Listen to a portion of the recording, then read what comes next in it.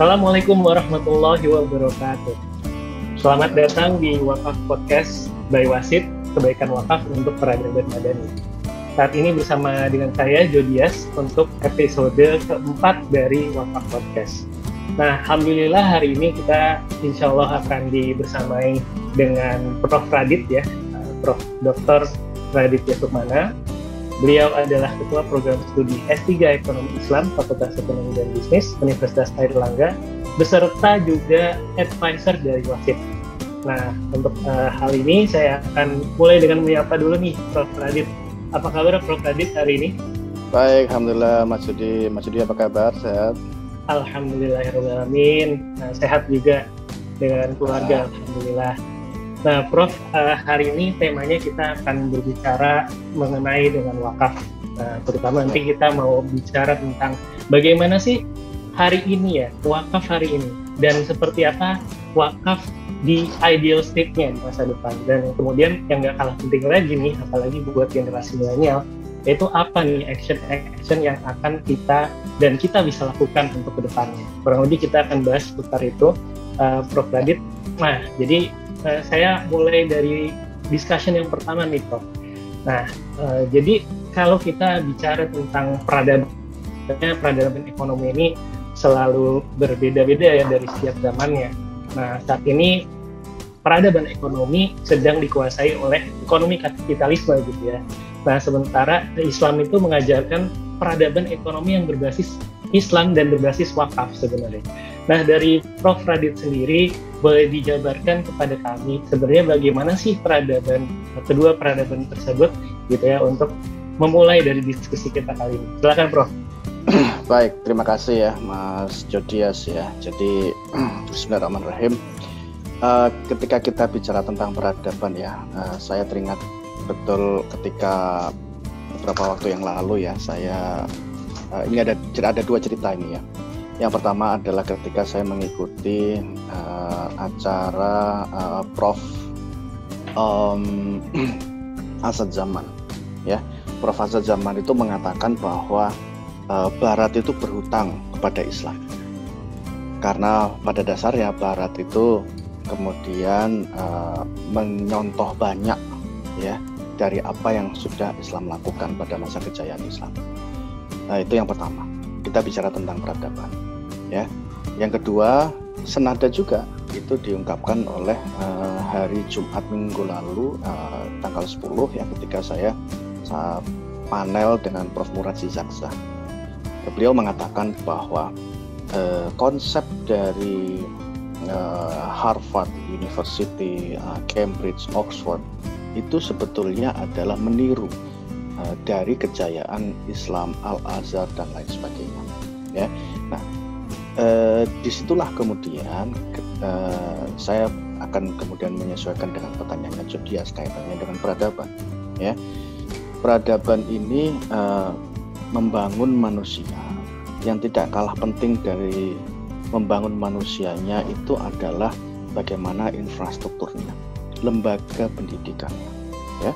Lembaga pendidikan Al-Azhar, lembaga pendidikan baik yang formal maupun yang tidak formal ya.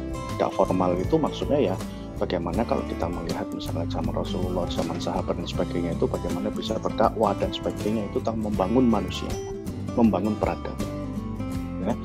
Dan membangun peradaban ini kata kunci ya, itu adalah tentunya tentu kedekatan dengan agama, itu yang paling utama. Tapi yang tidak kalah penting juga itu adalah bagaimana kemudian infrastruktur tersebut, lembaga pendidikan dan juga financial resource ya, ini juga tidak kalah penting ya. Kita ingat dulu waktu sahabat Rasulullah itu Abdurrahman bin Auf, Utsman bin Affan yang kaya raya itu menyumbang sangat luar biasa terhadap perangnya Rasulullah dan lain sebagainya. Jadi kita memang tidak boleh materialis, tapi kita juga tidak bisa menutup fakta bahwa financial resource itu adalah untuk supporting, dan itu memang penting sekali ya. Kita tentu Barat kemudian dengan financial resource endowment fund yang meniru kepada Islam, sehingga mereka bisa menyediakan library yang luar biasa, kemudian alat-alat laboratorium yang luar biasa, yang itu tentunya membutuhkan dana yang luar biasa, itu akan memudahkan ya mereka itu kemudian belajar, meneliti, membuat sesuatu yang baru, sehingga kesejahteraan itu akan lebih mudah dicapai dengan infrastruktur tersebut.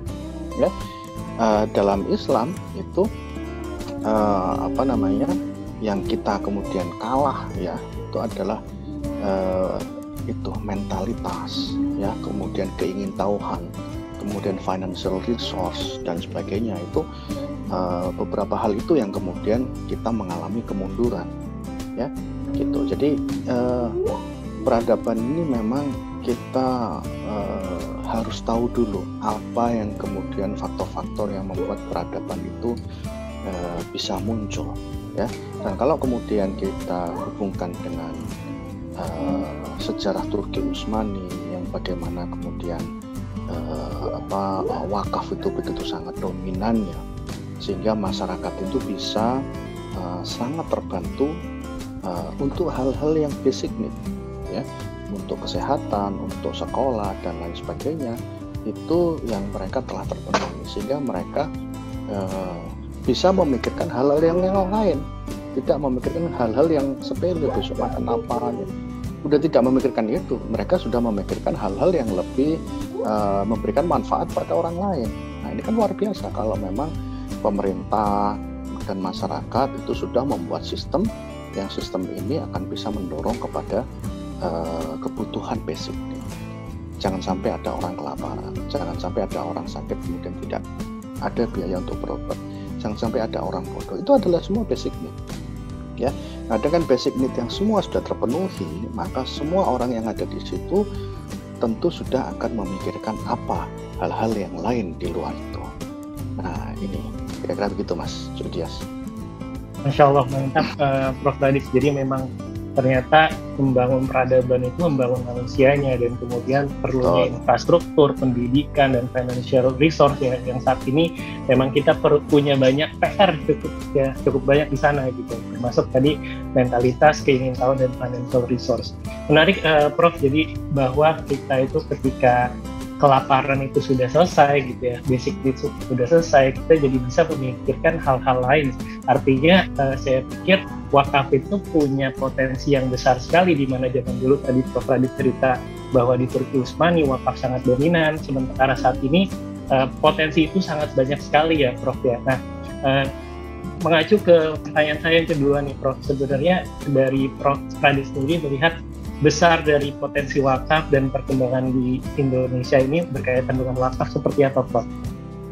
Iya, studi yang sudah dilakukan oleh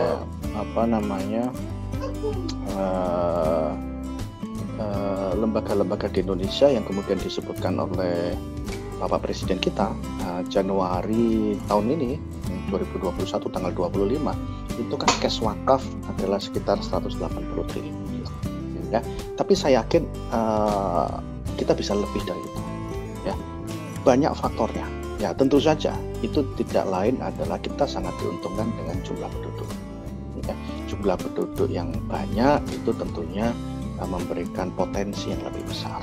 Yang kedua adalah jumlah pemudanya atau jumlah bonus demografi, maksud saya. Bonus demografi ini kan 70% sekarang ini 70% dari semua penduduk itu adalah usia produktif.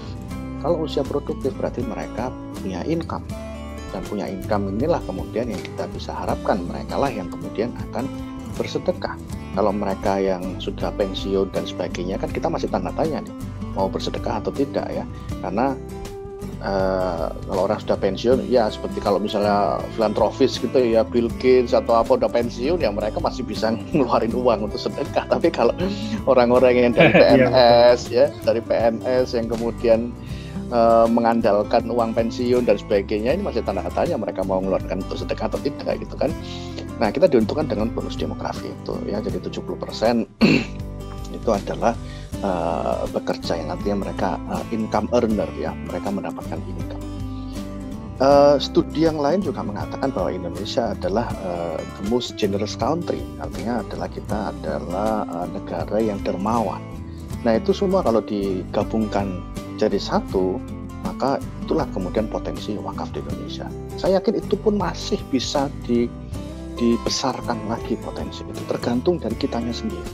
Kita ini bisa nggak kita punya lifestyle ya, lifestyle itu yang sifatnya tidak konsumtif dan lifestyle-nya itu adalah bersedekah ya. Saya beri contoh misalnya, saya kira teman-teman sudah pernah tahu bagaimana di Turki itu ada saya agak lupa nama Turkinya ya, tetapi ada suatu kebiasaan begini Mas Yudi. Kalau saya beli roti untuk kebutuhan hari ini, misalnya saya, istri, anak 3, berarti beli roti 5 ya. Saya akan datang ke toko roti, saya belinya 6 tapi bawa pulangnya 5. Loh, satunya kemana? Kan udah saya bayar gitu kan. Satunya saya bilang sama penjualnya, ini tolong untuk sedekah. Nah itu ada satu kosakata bahasa Turki yang terus terang saya agak lupa namanya. Penjualnya kemudian mengambil satu itu terus dimasukkan ke kantong keranjang gitu ya. Yang keranjangnya itu ditulisi, memang makna tulisannya itu kalau bahasa sederhananya adalah silahkan ambil ya, itu bagi siapa-siapa yang ambil ya. Itu lifestyle Mas. Yang seperti itu tuh bukan saya, tapi itu adalah, maksudnya bukan saya saja ya, di Turki ya maksud saya, itu adalah semua orang Turki seperti. Jadi mereka misalnya yang hari itu harus beli 10, dia belinya 11 atau 12, kemudian yang 2 ditaruh di plastiknya situ. Nah dan otomatis setiap ada pembelian itu ya mesti ya sering ada tambahan seperti itu gitu Mas. Keranjangnya itu akan selalu terisi roti ya. Itu satu hal. Hal yang kedua adalah para pengemis di sana itu bukan pengemis ya, tetapi orang yang fakir lah ya, orang yang kemudian kekurangan lah, yang butuh bantuan. Dia sudah tahu diri bahwa dia tahu kalau itu di keranjang itu adalah milik dia. Kalau dia misalnya dengan istri dengan anak 1, yang berarti dia membutuhkan 3 roti, dia nggak ngambil semua keranjangnya bawa pulang. Dia cuma ngambil 3 saja untuk kebutuhan istri dan anaknya, karena dia tahu bahwa besok pasti ada lagi. Nah itu orang fakir yang tahu diri, itu maksud saya ya. Pada saat yang sama orangnya sangat generous dengan kemudian memberikan sedekah setiap pembeliannya. Pada saat yang sama orang fakirnya juga tahu diri bahwa dia memang betul dia sedang membutuhkan roti, dan di situ mungkin ada 10, ada 15 roti, dia cuma ngambil secukupnya saja untuk, dan karena dia tahu bahwa dia bukan satu-satunya keluarga yang fakir, masih ada yang lain, dan dia yakin bahwa besok akan penuh lagi, jadi ngapain ngambil banyak-banyak. Nah seperti ini. Ada satu lagi Mas, kalau kita ya misalnya Mas Jody atau saya gitu, orang-orang Indonesia ketemu sama teman lama atau teman apa, yuk kita kongko yuk, nah, kita kan kafe gitu ya, ngopi, makan dan sebagainya gitu, yang sifatnya adalah konsumtif, which is itu tidak apa-apa ya. Tapi kalau di Turki Mas ya, ketika seseorang ayo kita keluarin, ngapain? Kita cari orang miskin, kita kasih sedekah. Wah, coba bayangkan Mas. Jadi keluarnya mereka itu bukan untuk konsumtif, tapi mereka bersedekah. Mana orang yang miskin, dia langsung ngasih.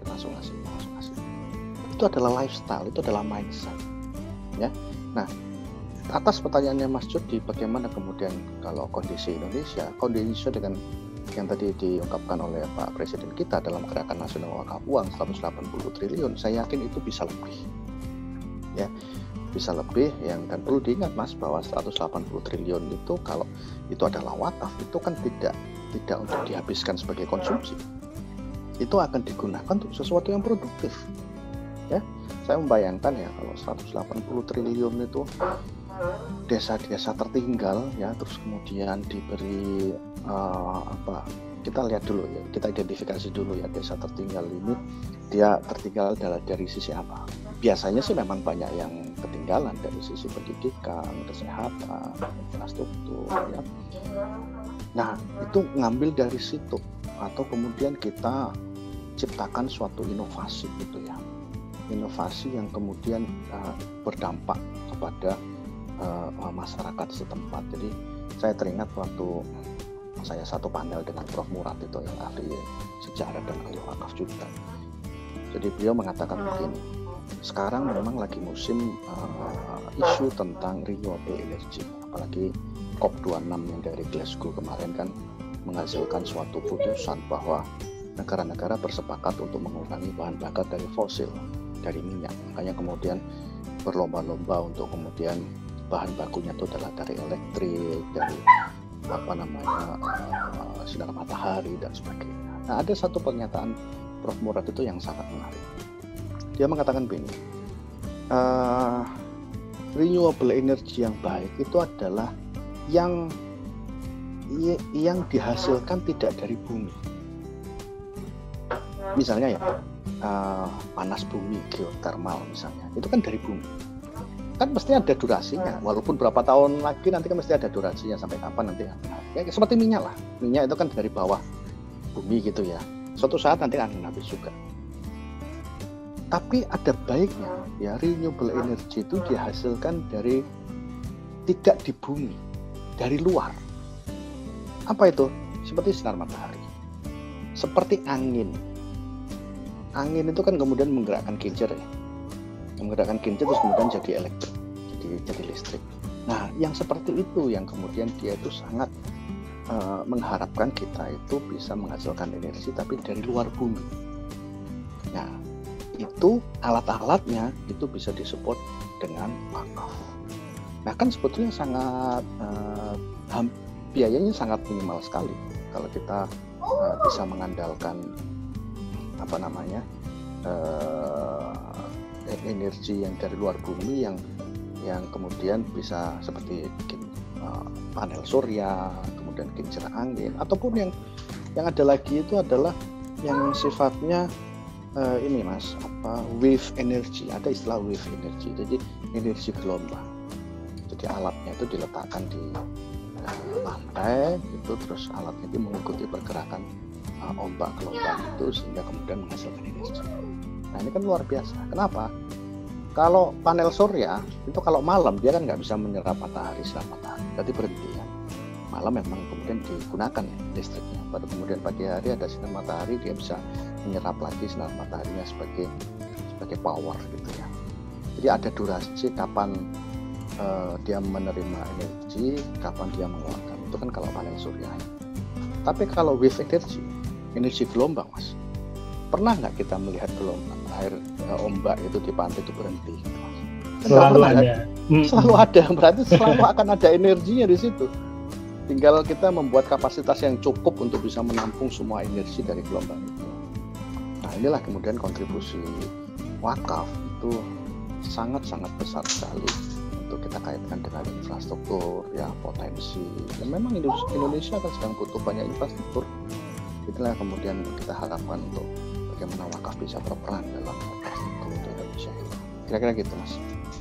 Masya Allah, Prof. Tadi luar biasa. Tadi saya juga meng-highlight ya bahwa penting sekali lifestyle itu bukan konsumtif ya. Yang saat ini itu pay later di mana-mana, orang-orang berlomba untuk beli sesuatu yang mungkin bisa jadi di atas kapasitasnya ya, terus dibayarnya nanti gitu kan. Sementara ya sekarang tuh udah cara bersedekah ya, Prof ya, seperti itu ya, itu kebangkitan di sana ya kurang lebih ya. Iya, jadi saya jadi teringat ketika Mas Jody mengatakan pay later, itu kan artinya hutang ya. Nikmati dulu tapi bayar nanti, itu kan sama dengan hutang. Itu saya jadi teringat waktu dulu saya sekolah S2 di Amerika itu ya. Kalau saya nonton TV gitu ya, apalagi malam-malam ketika acara-acara sudah selesai semua, itu kan biasanya ada iklan banyak dan sebagainya. Itu murah kok, ini sebulan cuma sekian, sebulan cuma angsurannya sekian.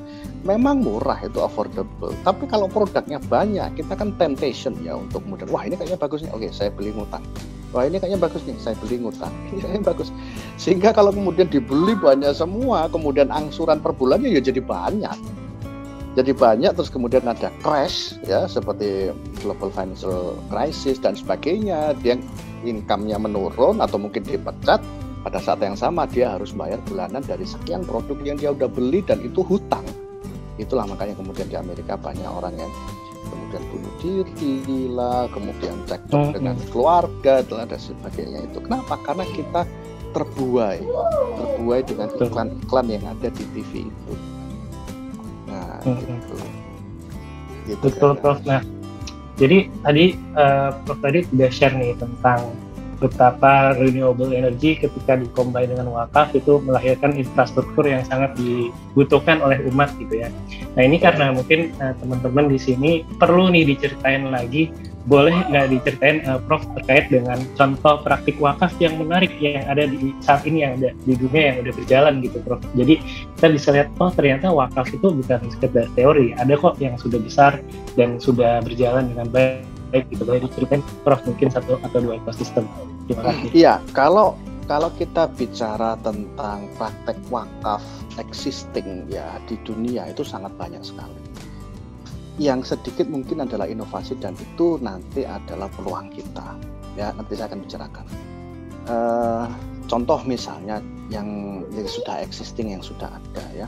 Nggak usah jauh-jauh kalau kita nonton TV atau masa musim haji, kalau kita ke sana ada Zamzam Tower. Zamzam Tower ini adalah salah satu contoh ya bagaimana contoh yang baik untuk proyek dari wakaf. Kenapa? Karena proyek wakaf itu pokoknya ya korpus ya atau prinsipalnya itu harus dipertahankan dan kemudian nazir bertanggung jawab untuk mengenerate income dari situ. Sehingga yang perlu dilakukan oleh nazir itu adalah mari cari proyek-proyek yang less risk atau least risk, artinya risiko yang paling kecil. Ya. Membangun hotel di sebelahnya Masjidil Haram itu adalah salah satu contohnya. Ya. Kenapa? Ya Masjidil Haram kan haji itu udah yang paling ini ya. Umroh saja ya itu tentu banyak masyarakat yang masih ingin memilih hotel dekat Masjidil Haram kan, karena dia udah jauh-jauh dari Indonesia, dari negara asalnya ya, nggak apa-apa deh bayar mahal dikit, yang penting suatu saat setiap jam di malam hari saya bangun langsung saya turun udah masjid. Nah itu yang mereka pilih, jadi mereka bayar mahal pun nggak apa-apa. Nah hal-hal semacam ini itu adalah contoh proyek wakaf yang bagus. Jadi cari yang resikonya kecil, harganya dimahalkan, itu tidak ada masalah karena memang kita mengcapture segmen menengah ke atas ya, dan itu untuk siapa saja ya. Kalau kita tahu di Waris ya, wakaf real estate Singapura itu mereka membangun rumah atau apartemen di atas tanah wakaf itu yang memang bermacam-macam ya target levelnya ya. Ada yang memang sangat sophisticated sekali, yang sangat mewah sekali, sengaja memang untuk mentarget orang-orang kaya Singapura, terlepas dari itu agamanya apa. Ada basementnya, terus kemudian ada lantai di atas ya, yang kemudian dari bawah sampai atas itu kemudian ada liftnya dan sebagainya. Itu rumah itu ya, yang besar sekali. Tapi mereka karena tanahnya wakaf, maka mereka tidak bisa menjualkan. Tapi mereka ada istilah namanya long lease ya. Long lease itu sewa jangka panjang. Berapa panjang? Yang sepanjang yang saya tahu ketika diskusi dengan mereka itu adalah 99 tahun. Kok lama sekali? Ya ini aturan dari mereka 99 tahun. Jadi silahkan saja itu disewa berganti-ganti, boleh juga misalnya bapaknya, keluarganya, terus kemudian nanti kalau misalnya orang tuanya sudah meninggal diganti anaknya atau kemudian disewakan orang lain, nggak apa-apa. Tapi yang penting ketika sudah mencapai 99 tahun itu dikembalikan lagi kepada waris, dibongkar habis total ya. Kenapa? Kan bangunannya sophisticated. Iya sophisticated kalau zaman itu, zaman sekarang. Tapi kalau sophisticated setelah 99 tahun maka akan jadi old building juga kan. Dari sisi modernisasi dan lain sebagainya itu kan sangat old fashion, yang kemudian mereka cenderung untuk membongkar habis, demolish gitu ya, membangun yang jauh lebih sophisticated, yang kekinian, akhirnya lebih mahal lagi. Nggak usah khawatir karena memang demand-nya ada, dan ketika demand-nya ada, untungnya besar, lagi-lagi adalah untuk sosial. Nah seperti itu kira-kira. Itu cocok banget ya. Kalau dari sisi existing ya, dari sisi existing. Tapi kalau kita bicara tentang inovasi, nah ini yang masih sangat terbatas dan itu sebetulnya adalah peluang kita ya. Inovasi wakaf itu bisa dari sisi instrumennya, bergabung dengan instrumen keuangan syariah. Yang paling dekat itu sebetulnya adalah dengan Islamic Capital Market sebetulnya. lebih dekat karena ciri atau pembeda dari Islamic Capital Market dengan perbankan, ya, dengan perbankan syariah itu adalah durasinya, ya, tenornya. Kalau misalnya Mas Jody beli saham syariah gitu ya, selama Mas Jody tidak menjualkan kan itu milik Mas Jody terus kan nggak ada namanya maturity dan sebagainya, itu nggak ada, ya. Tapi kalau perbankan itu kan mesti ada masanya sampai tahun ini kemudian harus dikembalikan pokoknya dan sebagainya, sehingga Islamic Capital Market itu sangat cocok kalau dikolaborasikan sama wakaf. Nah, itu dari sisi kolaborasi wakaf dengan instrumennya. Tapi wakaf juga bisa berkembang itu dari sisi asetnya. Aset yang diwakafkan ini apa? Ya, kan yang seperti kita tahu kan 3M ya. Tapi yang makam, madrasah dan masjid itu. Tapi aset tidak hanya itu. Sekarang ini yang jadi aset itu bisa namanya profesi, Mas. Profesi itu bisa diwakafkan, ya. Misalnya saya adalah seorang dokter gitu ya. Saya praktek setiap hari misalnya. Ya. Saya bisa mengatakan pada nazir begini. Saya wakafkan profesi saya setiap Jumat minggu pertama. Profesi saya yang saya wakafkan, yaitu profesi dokter. Praktek saya setiap hari mulai jam 6 malam sampai katakan jam 10 malam gitu ya, 4 jam misalnya gitu ya, karena paginya saya di kantor di kampus misalnya gitu ya, praktek baru malamnya gitu ya. Karena yang saya wakafkan adalah profesinya, maka berapapun uang yang saya terima pada 4 jam saya praktek itu ya, akan saya kurangkan dulu dengan laba. Saya kurangkan dulu dengan kurangkan dengan biaya, kurangkan dengan biaya. Kenapa? Karena 4 jam itu kan saya ada asisten, ada listrik, ada ya biaya-biaya itulah ya, kemudian ada perawat dan sebagainya, bisa kurangkan dulu, terus kemudian ada laba. Nah, laba itu langsung yang bisa kasih kepada nazir. Nazirnya bisa langsung digunakan itu karena wakafnya bukan uang yang saya berikan itu. Karena wakafnya adalah profesi saya, mauqufnya itu adalah profesi saya. Nah, itu kan salah satu inovasi, ya, inovasi untuk wakaf. Dan wakaf uang kita udah sama-sama tahu ya. Bisa jadi nanti kalau misalnya ada cryptocurrency yang syariah ya, cryptocurrency misalnya ada seperti 1 gram di Dubai itu kan syariah tuh. Bisa jadi bahwa akan ada orang yang kemudian saya wakafkan 1 gram. 1 gram ini nama untuk Islamic cryptocurrency yang sekarang ada di Dubai. Bisa jadi seperti itu, Mas. Saya wakafkan 5 gram Islamic cryptocurrency 1 gram. Nah, itu bisa untuk jadi aset ya, atau jadi mauquf untuk wakaf. Nah, sekarang ini sangat banyak sekali atau terbuka lebar sekali mau mauquf yang seperti apa, mau aset wakaf yang seperti apa. Nah, gitu kira-kira, Mas. Masya Allah, Prof. Radit, luar biasa ya. Jadi tadi diceritakan bahwa memang masa depan itu dari inovasi wakaf ya, Prof. Nah, inovasi wakaf yang bersifat produktif, termasuk tadi Prof juga share tentang Zamzam Tower Project gitu yang sudah existing saat ini, dan itu pun sebenarnya bentuknya produktif. Nah, ini menjadi pertanyaan saya nih, Prof. Radit nih. Jadi bagaimana pandangan Prof nih terkait dengan wakaf yang bentuknya produktif versus wakaf yang bentuknya sosial? Karena hipotesis kami nih, bisa jadi wakaf yang sifatnya produktif itu justru yang menjadi penentu suksesnya peradaban wakaf. Kira-kira seperti apa menurut pandangan Prof. Radit? Iya, jadi memang bahasa mudahnya produktif itu adalah mengenerate income, ya. Yang sosial berarti tidak. Itu kan sesimpel itu kan ya. Apa contohnya ya? Kalau misalnya sekolah atau madrasah, masjid ataupun makam itu sebetulnya adalah mauquf alainya. Ya, mereka adalah tempat yang menerima ya support dari wakaf produktif sebetulnya ya. Wakaf sosial seperti itu tidak ada masalah. Jadi saya mau berwakaf untuk pembangunan masjid itu tidak ada masalah. Tapi kita perlu ingat bahwa marilah kita jangan berpangku tangan kepada untuk urusan operasional masjid itu pada cancelnya. kita nggak bisa berkembang kalau seperti itu. Kenapa? Karena kalau cancelingan itu sifatnya adalah pasif.